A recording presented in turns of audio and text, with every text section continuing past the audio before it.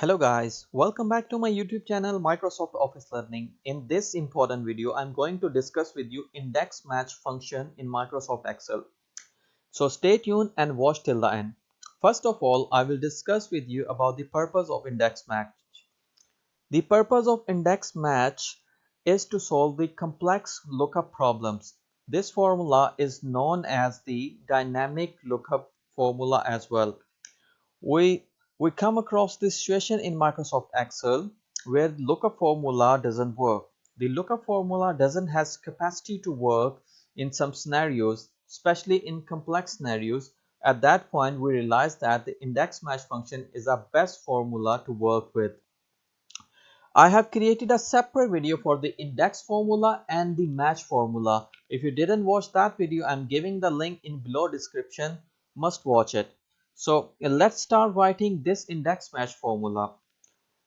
For this formula, I created a sample data. This is a month by month sale, cost of goods, gross profit, operating expenses, profit before tax, tax figure, and the net profit for the January to December.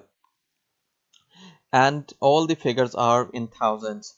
So if I want my output to be like this, for example, if I change the time period, if I write the February instead of March, if I write October instead of September, so it changed the data automatically. Or if I change the from the sale to cost of goods and from the net profit to gross profit, so it reflects the changes in these columns as well.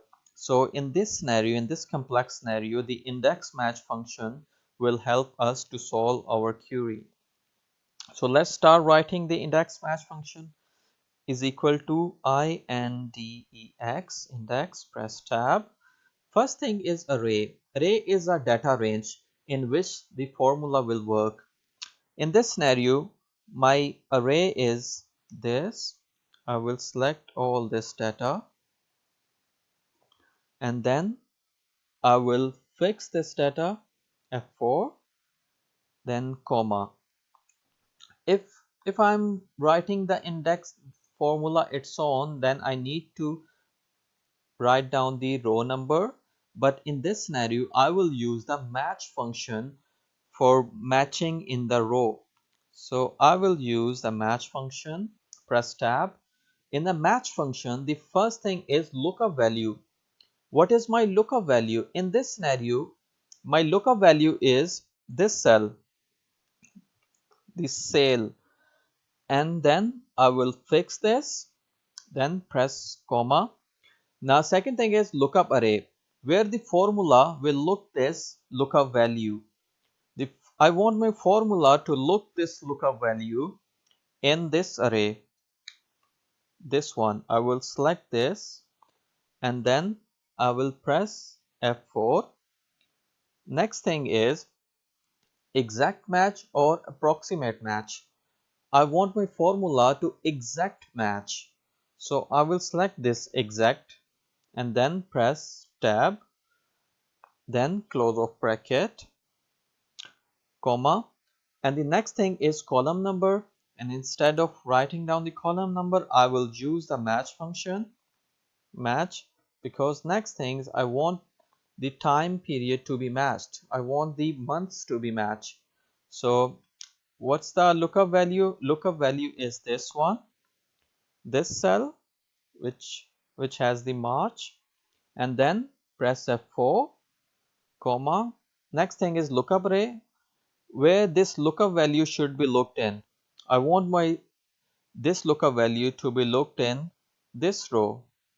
So select all the row and then press F4, then comma.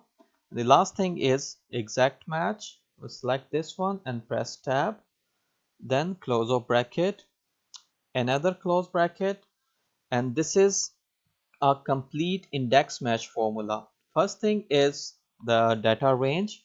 Next thing is the row in which the formula will look up the value, and then last thing is the column, in which column the formula will look for. In this scenario, I want my formula to look in this rows, to achieve this figure, and in this row, the time period row, to achieve the months. So I'll press enter. Now you can see in the March figure, there is a 13021 sale figure. You can see that. Before dragging down or dragging towards the right side, I will make a slightly change in my formula. If I press F2, what I will do in this scenario where I'm defining the column number, what I want my column number to be fixed, but I want my row number to be moved because I need to drag formula the downside.